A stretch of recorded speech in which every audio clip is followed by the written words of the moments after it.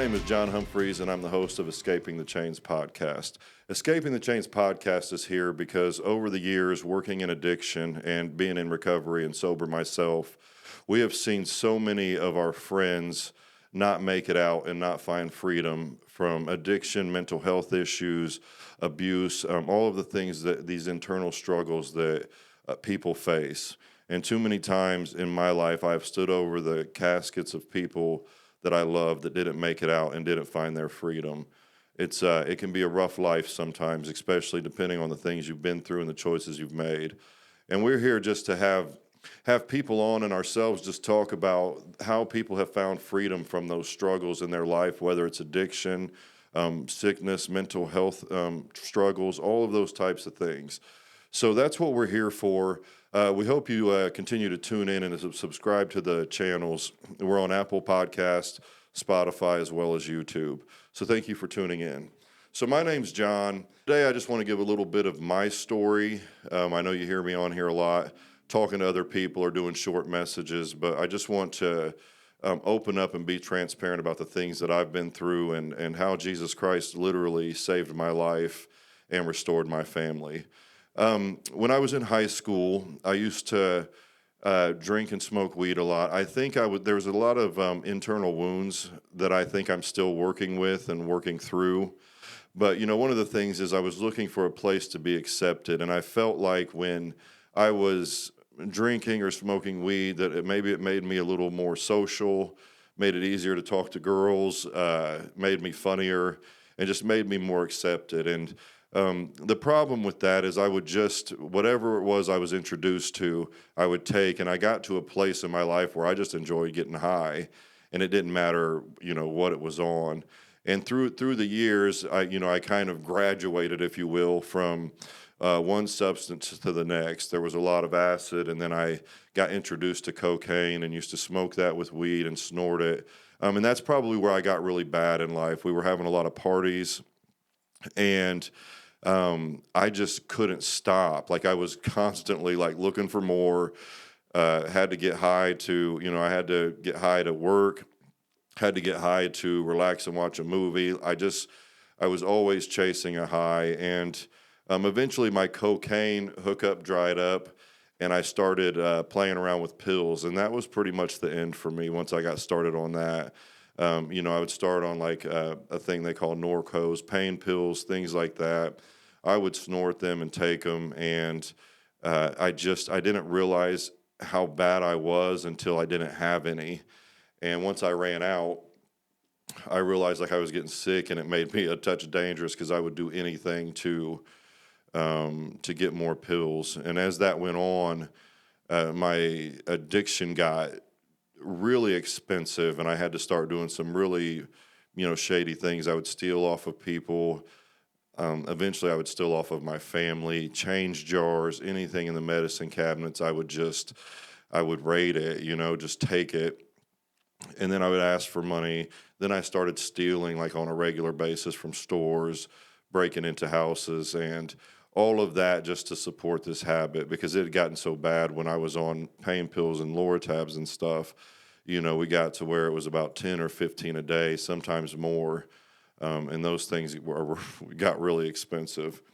And that's where I was. I just woke up one day, and without me knowing, I was actually addicted. And I don't know when that happened exactly, and I don't know that many people do, but you wake up one day and you're like, I need this. I can't function without this. And if you don't have it, you get sick. But with the pain pills getting so expensive, I eventually, I tried just about everything. And somebody introduced me to methadone pills. There's wafers and then there's pills. But when I tried it, it was really strong, but I felt like I had actually, in a sense, almost met my soulmate. The way that it made me feel, it lasted longer. I was in love with it. And I know that's a sad thing or a hard thing for some people to understand, but that's just where my life was. And with that, I also started playing, I would take Xanaxes and Klonopin to sleep or relax. I didn't take those on a regular basis unless I was trying to, unless I was really stressed or trying to sleep. But So yeah, I was introduced to the methadone, and there was no turning back from that. I started going to the methadone clinic to get it, and I was still getting it on the streets, still taking other stuff. Uh, I just I was a mess. And in that time, I also got introduced to fentanyl patches that I would wear and eat, and still take my methadone. And it got so bad. I had my first daughter, and I was at the hospital. And I think a lot of people are like, well, once you had your daughter, didn't that change? Didn't you want to change? And it was like, I did want to change, but the problem was I thought I had to be high, or, I had to have my medicine to be a good parent. So I actually got worse after she was born. Um, and I literally, like, I was just at a place where, like, when I woke up in the morning, I had take home methadone bottles from the methadone clinic, and I would check on those before I would check on, the kids. That's what the need was. I think that my perception on life and functioning and everything was so messed up that I thought I needed that to be able to function in any other thing. So in a sense, it was the most important thing in my life at that time. And then I had another daughter, and we had their older brother. I came around when he was just a baby. So there was the three of them. And the house was, if anybody's ever been in a relationship and inactive addiction, you can understand exactly what I'm saying. But it was complete chaos at the house. Like, it was nuts. We fought all the time, kids running around, place is a mess, just trying to figure out, doing measurements on liquid methadone, and just, everybody accusing everybody of stealing off of the other person. It's just complete chaos. In that time, my brother, and it was his girlfriend at the time, they're married now. So my brother and my sister-in-law, it was in Anderson, Indiana, and they were going to a church that was in a bad neighborhood. But they got a hold of me, and they were like, "I think you'd really like it. It's kind of like a hippie church." And I was like, "Okay." And for me, I didn't believe in any of that. I was raised in church, uh, coloring the pictures of Noah, and singing hymns and stuff. But I never really connected with it. And I think, like, when I was a teenager and I started making a mistake, or started making several mistakes, I just didn't feel like that's where I belonged. And I didn't understand a relationship with Jesus Christ. I just understood what going to church was, and, singing hymns. So, but I did think in that process, in whatever thought process I had, I wanted my daughters to have the opportunity to live a better life than me. And when I looked at some people who believed in God, it seemed like they were living better than me. So maybe it wasn't a bad structure for them to have. So we show up to this church, and in a worn down old school building. Pull up, and there's people out front with dreads, and you may laugh about that, but it was actually pretty. It made me a little more comfortable. So we walk in, we have our coffee. I'm high. The girls go off to the little Sunday school class. They loved it, and I went in there, and they sang songs that were pretty good, and the message was good, but I just didn't believe. It was all a little bit too much for me.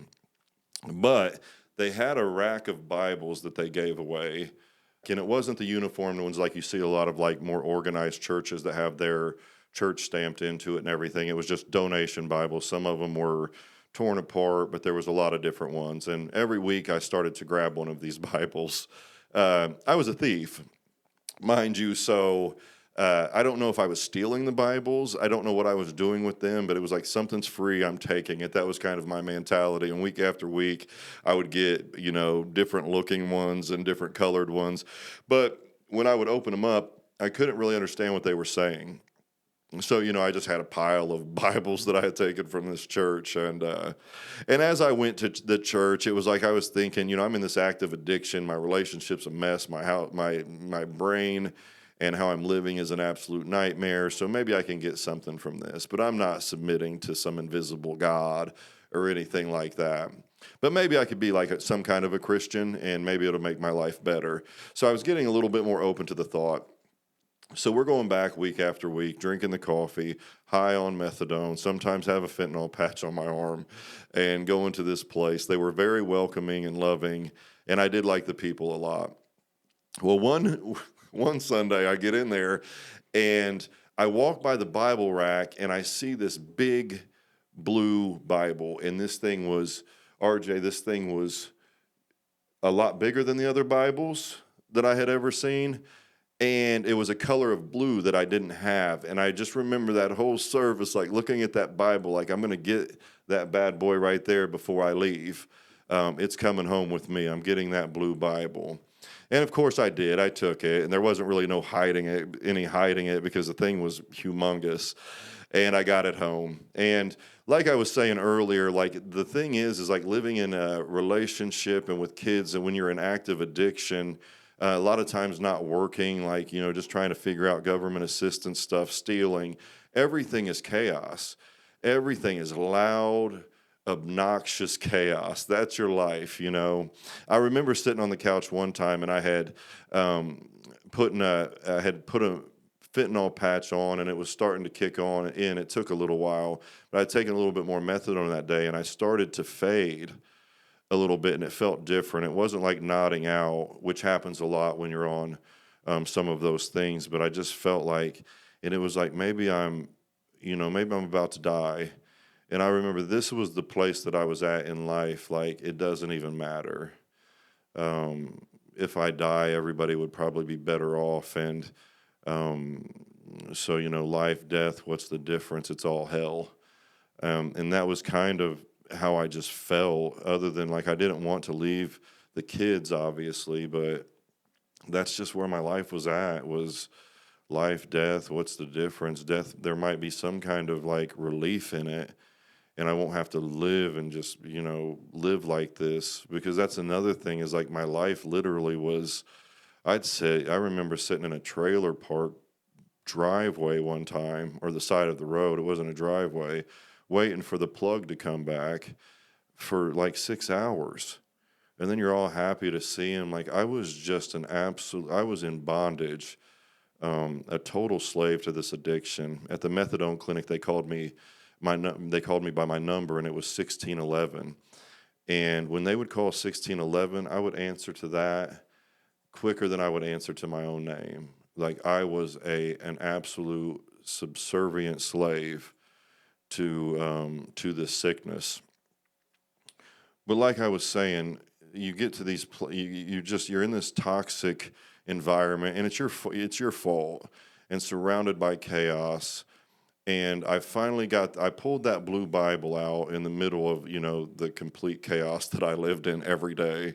And I opened it up, and this Bible was a little bit different. It was a study Bible, and I could actually understand what it was saying. And it had little side notes explaining things. And I opened it up, and I got into the book of Matthew.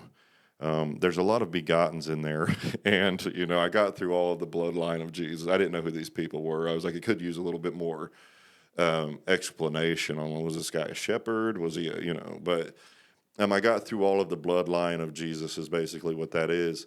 And I started to read this book of Matthew. And what I was learning, or what I was finding out, is when I would read these stories about this Jesus that I didn't believe in. I thought he was a cool dude, but I didn't believe in these miracles and stuff that I was reading. But when I would read this book, all of the chaos that was around me, internally and externally, would calm down. Like, I would feel peace when I would read the story about Jesus. And by nature, that made me run back to this book quite a bit. I would get to reading in it, and every time I would open up and read it, everything around me would calm down. Nothing was changing. I think it was internal, but I was calming down.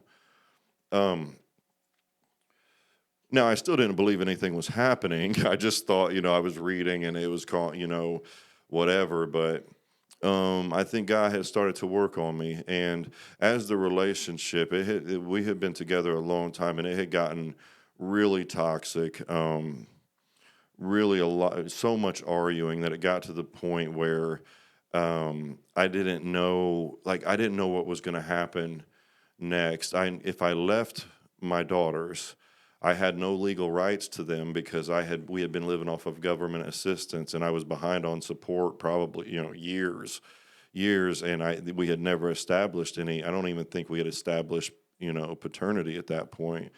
So if I left, I was leaving them too, and then I was at everybody's mercy on if I was going to see them again. And when those girls were the only reason, and their brother, that I had to live, the only reason that I had to even try. So it put me in an interesting situation. But I knew that I started to feel like this urge to, like, I need to get sober, and it's going to suck, and I don't know what life's going to be like, but I have got to change. And I had no idea how I was going to do that or what it looked like. And I was getting take-home bottles from the methadone clinic, and I had some shoes and stuff, and I started to pack a bag just in case, because also, if you're in addiction in a relationship, you just don't leave with stuff. Stuff gets torn up, you know what I mean, or they're keeping it, and there's nothing you can do about it because they'll just call the police on you. And then one Sunday, we had went to church, and there was a nasty argument, and there was no staying after that. I just, I had to go, and I was in Anderson at the time, and my family lived in Marion. I think that's maybe about a 40-minute drive, and I called my Aunt Cindy, who was always there. My mom and my Aunt Cindy, I had a lot of my family was always there, but my Aunt Cindy had never had her own kids, so she kind of had the freedom to come get me. So I called her, and she was coming to get me. And as she's coming to get me, I don't know what I'm going to do. Like, everything that that I care about, my kids, I can't take them with me. And I got my bag packed, and I got my methadone bottles, and I got a couple of Bibles. Didn't really leave with much. I didn't get much of my stuff at all. And I was in the front yard playing with the kids, and my heart was breaking because I knew, like, I don't know when I'm going to see them again. What am I doing? Remy was little, but Blaze, my youngest daughter, I could still hold her almost like a baby. She was just little, and I was talking to my daughter Remy, and I was like, I've got to leave for a little while. I've got to go do some work, and I'll be back, soon. And I didn't know. I really didn't know when I was going to see her again, and so I start crying, and she's like, "Daddy, don't cry," and just trying to explain to her that I had to leave. Was leaving and having to explain that to her was two of the hardest things, still probably that I've ever experienced. Was telling that little girl, and her sister just she had no idea, but just telling her that I've got to go, and I'm going to go, work, I think is what I told her. And, I'll be back to see her soon. And inside, I didn't know when I was coming back. And I don't know that I've ever felt, I don't know if I've ever felt heartbreak like that in my life. Is walking away from those two with my backpack. My aunt pulled up, and I hug the kids, and I kiss them, and I tell them goodbye, and then I love them, and I get in the car, and I remember looking in the rearview mirror. I had experienced enough life to know that some moments, once they pass, they're gone, and I was looking at the kids playing in the rearview mirror, and they were getting smaller and smaller. And my heart was just breaking more and more. And then eventually we turned, and they weren't in the rear view anymore, and I just lost it. I was like, what am I doing? My aunt was really supportive, but I was a mess, just bawling that whole drive. I just felt, I don't even know how to describe it, just completely broken.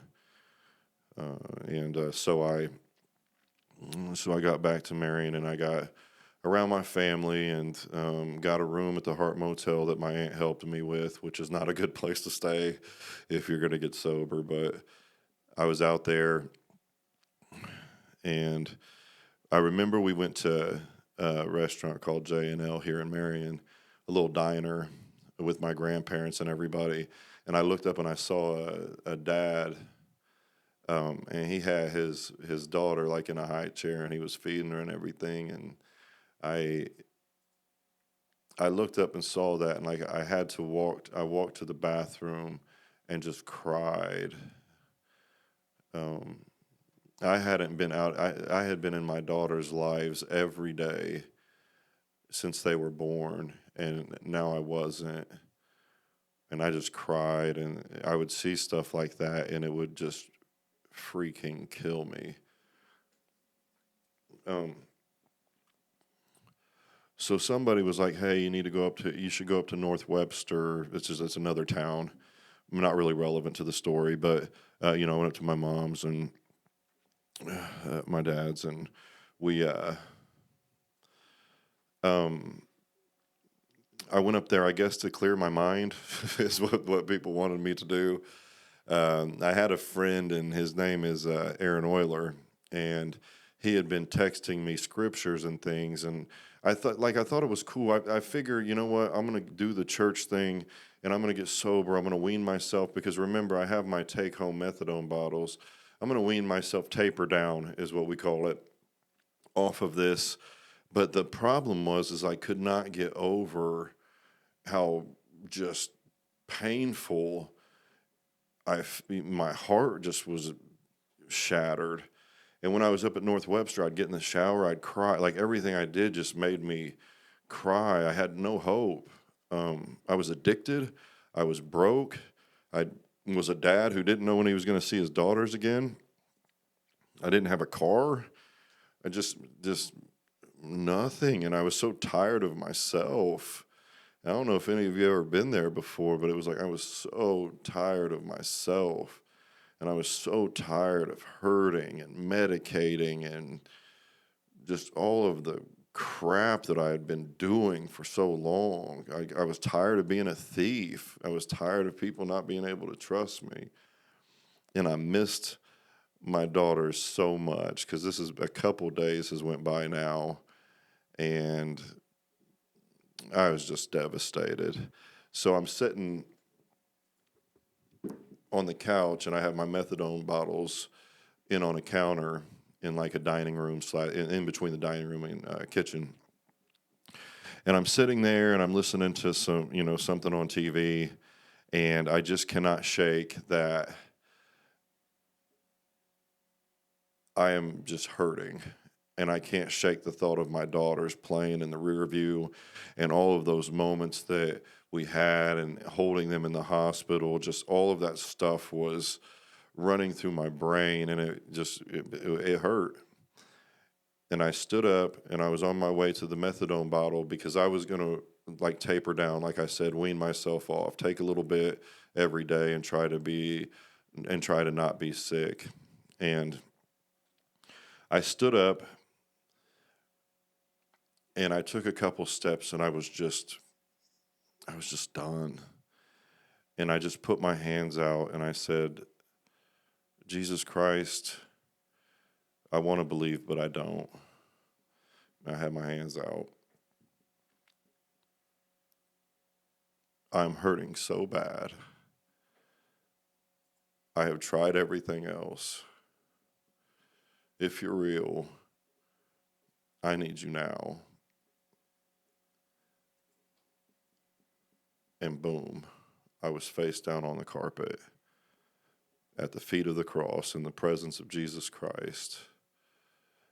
And I looked up, and this is really hard to explain, but I looked up, and I was surrounded by perfect love. And all of the things that were breaking me and hurting me, they weren't there in that moment. And as I looked up at him, I was like, you don't know how bad I am. You don't know the things I've done. And every time I would try to tell him something that I did, something bad that I did, I just felt him reach in inside of me and take it. Like, that's mine now. And I cried and snotted everywhere, all over the carpet. And I don't know, like, how long I was there. I have no idea. And eventually I got up, wiped my face up. I told myself I'm uh, I'm never going to tell anybody what just happened here because they're going to think I'm crazy. And but I still was walking over to that methadone bottle. I still was going to wean myself off of it. I definitely felt a lot different. But when I picked up the methadone bottle, I heard a voice say, "Put it down, you don't need it." And I was like, okay. And I set it down, and I called the methadone clinic and got a hold of my counselor. And I said, "Hey." She said, "Hey." I said, "I'm not coming back." And she was like, "What happened? Did you just find a doctor?" I said, "Listen, I think I just found God." And it was quiet for a minute. And she said, "Well, you're going to be sick." And I was like, well, whatever I just experienced over here is strong enough to get me through whatever I'm about to face. Listen, people, sometimes God does something in your life, and I promise you, if a miracle happens in your life or you have an encounter with God, almost every time you have an enemy on the other side of that trying to take it out. Oh, you're going to be sick. Start to speak death over what God has done for you, because the enemy, Satan, the demons, they want to kill things in infancy. They don't want to see it grow into something mighty and strong. They don't want to see it grow into a testimony. They want to kill it on sight before it grows into anything. And be mindful of that, because sometimes you'll think, oh man, I just experienced something amazing, whether it's at a church, on a kitchen floor, whatever it is. I think I experienced something incredible here, like I just encountered God, or I think I just got my healing. There's always going to be a voice that says, no, you didn't. Sometimes it's going to be in your own head. Sometimes it's going to be friends or family. Sometimes it might even be other Christians. But you're going to have people that in your life that are going to tell you something didn't happen that you experienced and happened. And I've seen that a lot. And don't let that defeat you. You receive what God gave you, and then you tell people about it. So there's that. I never went back to the methadone clinic. Nobody ever called me 1611 again. Actually, Jesus Christ called me son and changed my life. So now I'm getting, I got a job. I start working. I was waiting for the withdrawals to come because I had experienced them before. And I think I went to a Celebrate Recovery about 4 days later. They hadn't come yet. And I was like, well, it's still in my system. And then I waited about 7 days, a month, 6 months, 3 years, 12 years, and they never came. Sometimes God does miracles. Everybody's testimony looks a lot different, but that was definitely a miracle for me. And some time went by. I was working. I had finally got an apartment, so I wasn't staying at the Hart Motel anymore. I'd be at the Hart Motel sitting out front reading my Bible, and on the weekends it would be chaos. People, selling pills and selling whatever you think, anything you can think of, they were selling. And I was just out there reading my Bible. You couldn't tell me nothing. So bold. I'm a little bit jealous of that guy when I look back. Like, you couldn't tell him nothing, And then I got a call one day. I had worked some stuff out to where I was seeing my daughters, because some of y'all probably want to know that part. I was seeing my daughters once every week or two. I would drive there on Wednesdays, I think it was, to take them to McDonald's or Burger King. Both of them had a Playland in Anderson at the time. Sometimes I'd be allowed to see them, sometimes I wouldn't. But I made the drive, and I never fought. I never argued. I made the drive, and when I got to see them, I just made the most of it. And then I started paying support, working on getting some legal visitations, and everything was working out okay. And then I get a call one day that I needed to come get my daughters from Anderson. And I was like, what? Yeah, some stuff had happened, and they were going to come stay with me for a while. And at the time, uh, I didn't have placement or custody or anything like that. They were just staying with me. They were technically like wards of the state until they went back with their mom. And a lot of stuff was happening in that time. Everybody's plan was for them to go back to Anderson eventually. But as the process went on, I think it was like a 19-month process maxed out before DCS would have to make a decision. And what DCS had told me is they do placement, they don't do custody. So with my, so I've got my girls with me, no blueprint whatsoever. We're winging it. Um, it's wild, but like we get to where uh, we're gelling and everything's working, and some months went by, and to tell you the truth, like I wanted them to stay with me, but it's in Indiana, and everybody will tell you in Indiana, a man can't get, guys don't get custody, and DCS is against them, and I understand that because some of the structures do sometimes see a little bit tilted. So I'm not discounting that view, but that's what I was told over and over again. Is that it would be impossible. But I talked to my daughters, my oldest Remy, and I was like, hey, I'm not worried about my feelings, but do you want to stay with me? And she said, yeah, we want to stay with you. So I was like, okay. So I started talking to, my people at DCS, and I was like, I want to keep them. And they're like, well, you need to get an attorney and then work. That attorney can help you get placement out of this process, maybe, if you win, and then you'll have to go back to court for custody. I was like, okay. Well, one night I was praying about it on my front porch. I was looking at the stars, and I was just, fairly new Christian, thinking about the promise to Abraham, looking at the stars like we do. And I started to pray, and I felt Holy Spirit put it on my heart to handle it peacefully. So, it was like no attorneys.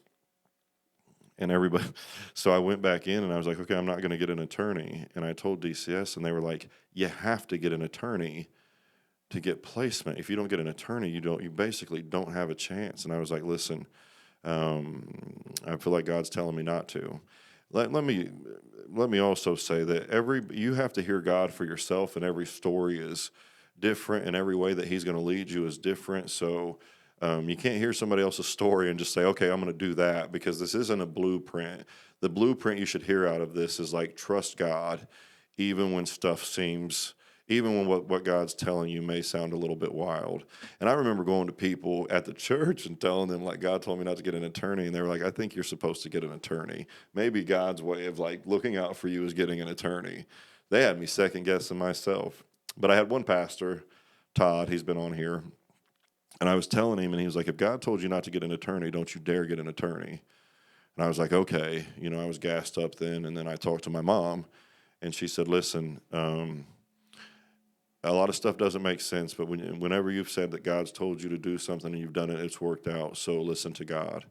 Now, mind you, this is her grandkids, and these are my kids, and that's a lot of trust in something you think you heard, So this process starts going, though, and it starts to really look like I'm going to get the girls. The girls are going to go back to Anderson, like they're going to come get them. And we're down to the months where they're going to make a decision, and they're telling me without an attorney that the girls are going to go back, to the other living situation. And I'm starting to feel really defeated, because it looks like nothing has went my way since I've decided to listen to God. Nothing. And there's a lot of people doubting me and telling me that, I'm going to lose my girls if I don't get an attorney. So we're at that place, and I remember walking through the house. Kids get on your nerves sometimes, if we're being transparent. And there was like the kitchen sink, or the bathroom sink would always have like that blue toothpaste, pink toothpaste, different colors toothpaste just stuck to it, where they just left it, and you'd have to scrape it off, and you'd be borderline cussing in your head like, what is this? And you'd be stepping on Barbies. But I remember, like, once I thought that they were leaving, or they were going to get taken back, like I walked through the house, and it was like, I'd step on a Barbie's head or something. I'm like, man, I'm going to miss that. And I saw that toothpaste. I was like, I'm going to miss them being here. They're such a big part of my life, and I don't want to lose them. my days, like I would wake up and work at the factory, I would do recovery stuff, do family stuff, and I'd be in bed exhausted.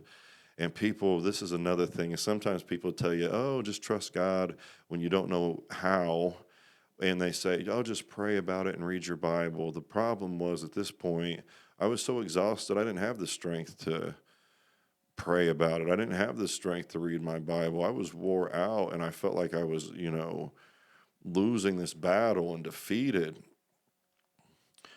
And nobody was giving me any hope, and I didn't have any hope, and I didn't have the strength to do those things. I remember just sitting in my bed with this old King James Bible, and I would just hold it and be like, God, I know what you told me. I need you to see this through, God. And I would just cry and hold on to that Bible.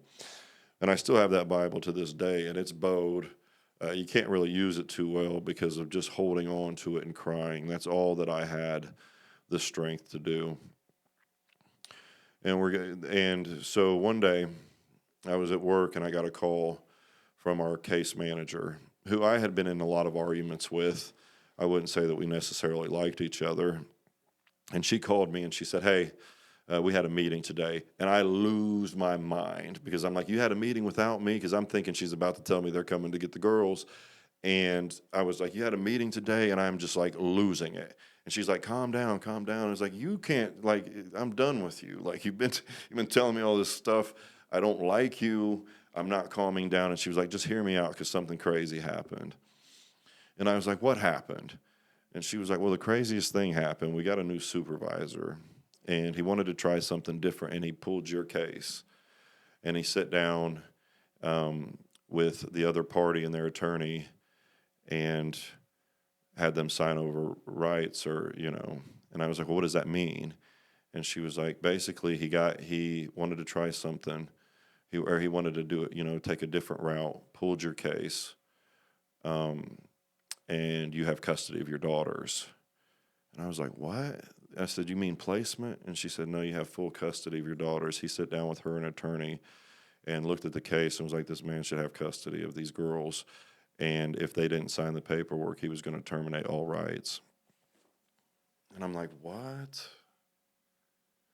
So I instantly start crying, like all of this weight of carrying this stuff. And boom, I didn't even have to fight for custody like I was supposed to.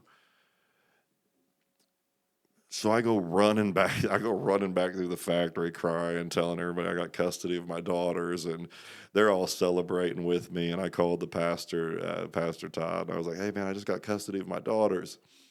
And he said, well, didn't God tell you were going to? I was like, yeah, I think so. And he was like, what are you so excited about? That's his personality. And, I just remember calling my mom, like just celebrating because it was such a long battle. And I was told it was impossible so many times. So many times, even your friends and other believers are going to tell you stuff's impossible, but it's not with God. It's impossible for them. Doesn't mean it's impossible for you. And that Sunday, Todd had me come up in front of the church and tell my story, which is interesting because I'm looking at people that told me that I didn't hear God.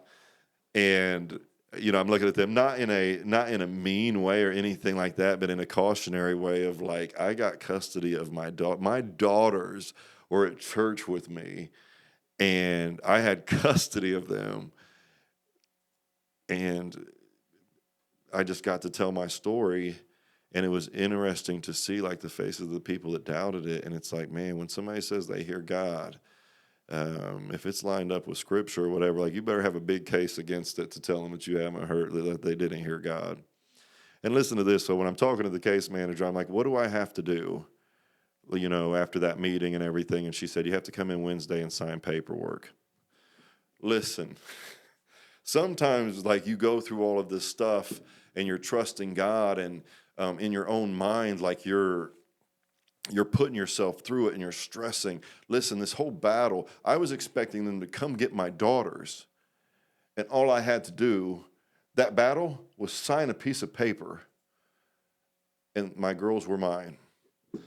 And I have so many other stories that I'm going to share with you as we go. But I hope this gives somebody hope, because since that, I have dealt with, I think, 4 or 5 guys that have said, I'm dealing with this case. Everybody's saying it's impossible. People are telling me to trust God. People are telling me to pray. I don't know how to, you know what I mean? I don't even know how to do those things. And as we walked, I had one guy that I was working with, and he had a DCS case. He didn't, but but they weren't listening. He was like, they won't listen to me, and it looked like his case was done. And I was like, man, do you believe in prayer? He was like, yeah. So we prayed. 1 week later, they contacted him and told him that he that they were gonna pay attention to his concerns and look into it. And it wasn't. It was maybe 60 days later. This dude had custody of his daughter, and his daughter used to live in Anderson, like mine, and ended up in the same class as my youngest Blaze. Two things that were impossible sitting in class together, and they're actually friends now. We love her. I won't say their names, but so don't listen to people. Listen to God. Listen to the wise counsel.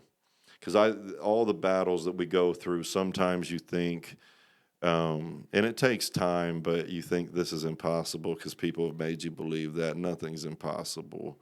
Nothing's impossible. And Jesus Christ heals, and he redeems, and he restores. And when you start to trust him and give your life to him, you can see him just start to work those miracles out. Because of me having my custody of my daughters, I've had custody of my daughters for almost 11 years. These girls have been living with me, and they're awesome. I just had one daughter go to Mexico on a little missions trip. The other one's always up front worshiping God. We were supposed to be statistics. I was supposed to be a statistic. Those girls were supposed to be statistics. And now, like, you can come to church, they come more than I do, and you can catch them up front jumping and praising God, and it's the most beautiful thing. And since I've had my girls, we have had to learn a lot of things. We've kind of learned on the fly, but I'll tell you what, I have been hugged and told, I love you, Dad, more times than I deserve, and they have shown me so much grace. And I've brought them, they've been a part of my sobriety and recovery journey and my faith journey. I have had the opportunity to speak at so many places, and they've come with me without complaining. They spent 8 years coming to celebrate recoveries every Wednesday night, and they would make their little coffees and just be a part of it. And we have a beautiful little family dynamic. It's a very open. They make good decisions. They're concerned about their friends. They care about people. Blaze is just be up front praying for people. It's been a beautiful thing. Watching them get to interact with my grandparents before they passed was really cool, and being so close with my aunt. She passed away a year ago, but just all of those things that wouldn't have happened if we would have turned out the way that most people expected. It's been a really cool experience, and now they're old enough to have, for the most part, grown-up conversations sometimes. And one of them told me the other day that they were really, grateful that they ended up coming and living with me, and that that they've been a part of that stuff, the recovery stuff and the sobriety stuff and the faith stuff, because it's helped them in their decision making and getting closer to God. It's a beautiful thing when God restores, and I know there's people listening to this that are waiting to talk to their kids again or in battles, and I would just tell you, pray, get wise counsel and trust God, because it's not over till it's over. And that has been the biggest blessing in my life is when I go home today. They'll probably want me to pick up something to eat, but I'll go home and they'll be there. And so it's just a beautiful thing. And listen, I'm going to tell you this too. If you're struggling and you're fighting right now and you're battling, especially with addiction, or you have a family member that's struggling with addiction, never bypass prayer and never bypass hope. Because once you give up hope, there's not much left. You keep praying. But if somebody's listening to this right now and they feel like they're too far gone or they've made too many mistakes, that is a lie. That is a lie. God can pull you out of whatever pit you're in and start to restore those things, but you have to take that step. You have to, whether it's ask for help, go to the cross, but you have to take that step. You don't have to stay stuck in addiction. You don't have to stay stuck in the bad situation that you're in. You don't have to. The enemy wants us to believe that we have no value or worth, or that we've messed up so bad there is no coming back. But if you open up your Bible and read the story of the prodigal son, there's a place for you. There's a place for you. There's people waiting on you. There's a kingdom waiting on you to come back. And you have no idea what's on the other side of that long walk home. If you just get up and get out of that pit, get out of that pig pen that you're living in, and start to walk back to, the kingdom, walk back to Christ, walk back to your family. There's people waiting on you to surrender this. Find a meeting, NAAA meeting, work the steps, get your butt back where you belong. Because if you're not, right now, if you're struggling, you're not where you belong. That's not where God intended you to be. That's not where your family wants you. Nobody wants you there. There are so many people wanting you back home. And I love that part of the Bible where, the songs and everything where they say, Jesus, a good shepherd, Jesus Christ, will leave the 99 to go after the one. And if you're listening to this right now and you're struggling, you're that one. I was that one time, and he saved my life. He didn't even save, I have a new life. That person that hit the carpet that day, he doesn't even exist anymore. That broken man that was addicted and struggling with all of these different things, he doesn't even exist anymore because Jesus Christ made me new. All of the things that I was crying about that day, he took care of. My addiction, gone. My daughters, they're with me now. All of those struggles, if you let Jesus Christ in your life and start to work on these things, it can all change. It can all change. Yes, there's going to be work. Yes, there's going to be hard times. Yes, there's going to be battles that you have to fight. But they're so much easier when you have angels and the King of Kings behind you, beside you, or in front of you. So don't give up if you're struggling right now. And if you are in active addiction, substance abuse disorder, substance misuse, whatever you want to call it, if you're in that right now, listen to my voice. Jesus Christ is waiting for you. Your family is waiting for you. You may have kids that are waiting for you, and you may think that these people are mad at you, and maybe they are, but they want you back home, and you belong back home. Go back to your rightful place and get out of that pit. Go back to where you belong. You have a Father waiting on you, and his name is Jesus Christ, and I'm sure there's a lot of other people. Listen, my name is John Humphries. This is Escaping the Chains podcast. I want to thank Brian Blevins. I want to thank, he has Chubby Burgers and a couple other things, but we wouldn't be here if it wasn't for him. He's a brother to me. Andy Egler, who does Try Recovery, which I have their bracelet on right now. We wouldn't be here if it wasn't for him and a lot of other people. RJ Hampton and Delivered Media, they do our production stuff, and they do an amazing job, and they are so patient with me, which it takes a lot of patience. All of the people that have poured into us, and we'll tell them as they go. There's others, but there have been so many people. Bethel Worship Center lets us use this space. So we are so thankful for all those people. And like I said, there's so many more that I may have, not that I've forgotten, but we'll name at a different time. Thank you for listening. Like this, share this with a friend. If you know somebody that's struggling, send this to them, whether it's YouTube, Apple Podcasts, Spotify, send it to them. We are so thankful for what Jesus Christ has done for us, and that's why we're here, is so we can tell you the things, the testimonies, and we hope that it sends somebody a key to unlock whatever they're in. We love you guys so much. Please, please, please reach out and get help if you're struggling.